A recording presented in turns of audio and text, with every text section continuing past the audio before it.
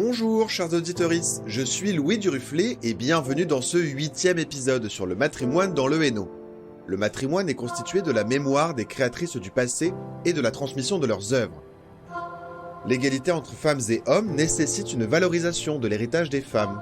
Dès lors, matrimoine et patrimoine constitueront ensemble notre héritage culturel commun, mixte et égalitaire. Chaque semaine, nous découvrirons des personnes qui témoignent de la mémoire des femmes et nous participons ainsi à ce grand travail collectif de transmission. La semaine dernière, Isabelle Delcroix-Nollet nous a raconté son engagement tout au long de sa vie pour l'égalité professionnelle entre les femmes et les hommes, notamment avec sa société Lead Up. Elle nous explique l'importance des réseaux pour les femmes dans l'entreprise.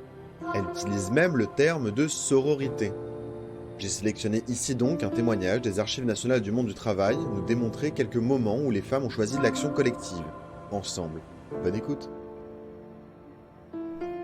Après, on peut présenter d'autres documents. Alors, il y en a un qui est intéressant, là, c'est le groupement des épouses d'artisans et des commerçants du Nord, parce que pendant très longtemps, c'est les travailleuses de l'ombre, hein, oui. Toutes ces femmes qui aidaient leur mari artisan ou leur mari commerçant, qui travaillaient autant que lui et qui n'étaient pas du tout reconnus.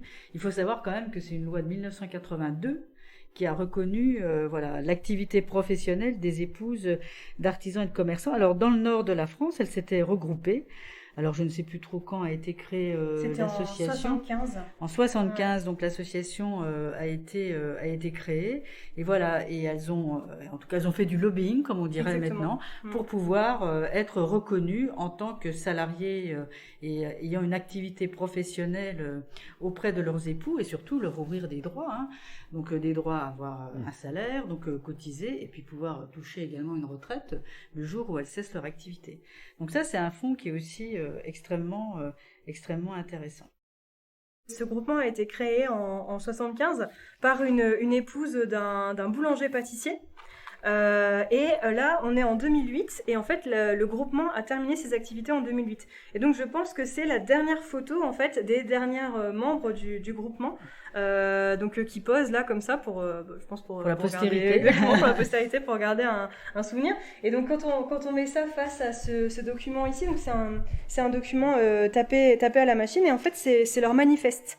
Donc je pense que c'est leur toute première réunion, parce qu'on voit en plus c'est sur des feuilles qui ont été en partie réutilisées, des feuilles d'une qualité pas très bonne qualité, donc on voit vraiment que c'est leur début. Et en fait elles se sont réunies et puis elles parlent de leurs problèmes. Donc elles disent que la femme d'artisan c'est quelqu'un dans l'entreprise artisanale c'est aussi l'affaire d'un couple, etc. Et donc elles expliquent à quel point elles ont du mal à exister, puis surtout leur besoin d'être reconnues. Et on a là un dossier qui date des années 80 et vraiment comme disait Madame Porte, c'est vraiment le pur lobbying comme on peut l'imaginer, c'est-à-dire qu'il y a la correspondante avec le député un député du Nord sur ce projet de loi qui deviendra la loi de 1982 sur le statut des épouses d'artisans et de commerçants. Donc on voit vraiment que c'est se mettre tous ensemble pour réussir à faire progresser notre statut social, quoi. Et on peut penser qu'elles ont réussi. Elles ont réussi. Parce que la loi est passée en 82, effectivement. Oui, et portée par le député de la circonscription. Et portée par le député de la circonscription qui a entendu leurs revendications.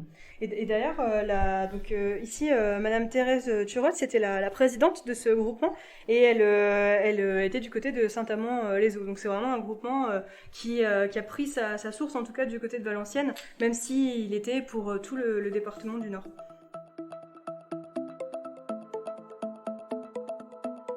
Michèle Perrault, historienne, précise bien que les femmes ont toujours travaillé. La valorisation, abusive mais signifiante, du travail dit productif au XIXe siècle a érigé en seules travailleuses les salariés et a relégué dans l'ombre de l'auxiliariat conjugal boutiquières et paysannes, dites plus tard aides familiales. Ce travail gratuit réalisé dans l'ombre est reconnu en 1982 par l'action d'Yvette Roudy, alors ministre déléguée aux droits des femmes dans le gouvernement Pierre Mauroy II, sous la présidence de François Mitterrand.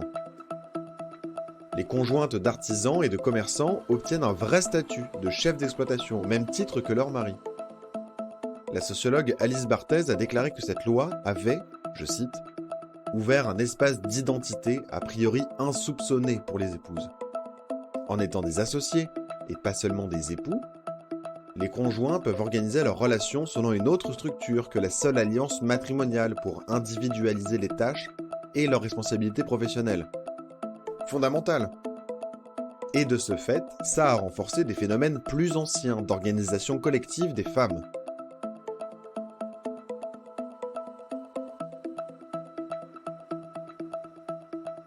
Ceci dit, elle n'était pas pour autant complètement inactive. Ce qu'on a là ici, une autre photo, donc cette fois-ci c'est un tirage qui date probablement des années 50 et qui documente en fait une manifestation d'épouses de mineurs à Decazeville. Decazeville, c'est dans l'Aveyron, en 1961. Et en fait, cette grève de 1961, elle a été vraiment très suivie et elle a duré très longtemps. Et en fait, ce qui est vraiment intéressant, c'est que les mineurs occupaient le terrain, mais vraiment à proprement parler, parce qu'ils étaient au fond et ils refusaient d'en sortir tant qu'ils n'avaient pas obtenu leurs revendications, pendant que leurs épouses, elles, étaient en haut, à l'air libre, et défilaient en fait. Et on voit notamment un panneau qui est totalement lisible sur la photo et qui dit 1961 Noël inoubliable, parce que les mineurs ont passé Noël au fond pendant qu'elles protestaient pour qu'ils puissent obtenir de meilleures rémunérations. Cette grève à Decazeville a duré 64 jours, avec 66 jours d'arrêt de travail. 66 jours sans garantie d'être payé.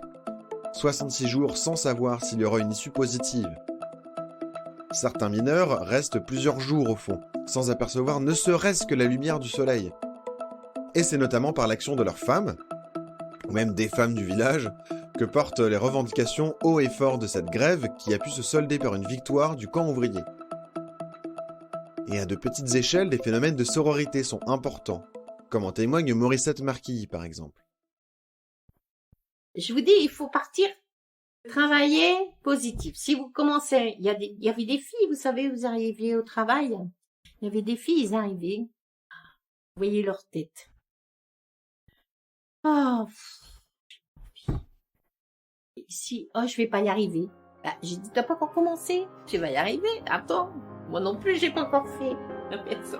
Si tu pars positive, tu vas bien y arriver, tu vas voir.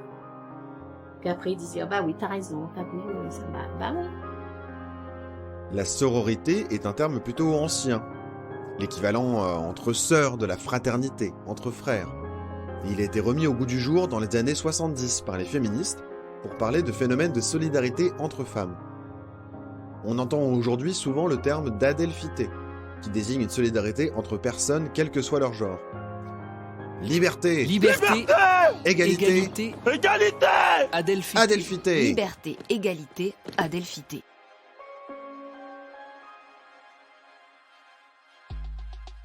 Je vous remercie chaleureusement pour l'écoute de cet épisode.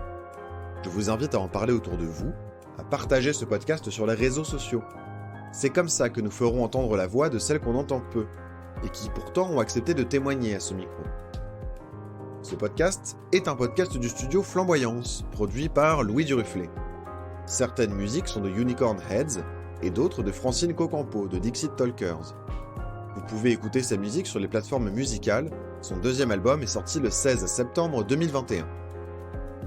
Pour cette émission, je tiens à remercier les Archives nationales du monde du travail et l'École supérieure d'art appliqué au textile de Roubaix, qui m'ont permis d'utiliser des enregistrements issus de leurs archives.